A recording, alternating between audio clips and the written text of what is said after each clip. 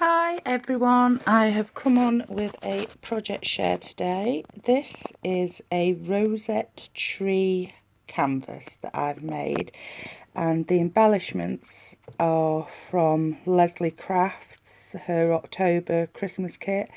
As always, I will link her channel and her shop below in case you want to go and purchase the ephemera pack or her card kits. But I thought I'd do something different with the card kit this time and make a altered canvas. So all that I've done to start with is decoupage a napkin onto the canvas, then used my always trusty distress inks just to colour it up a bit, and then I've made the rosettes and embellished them.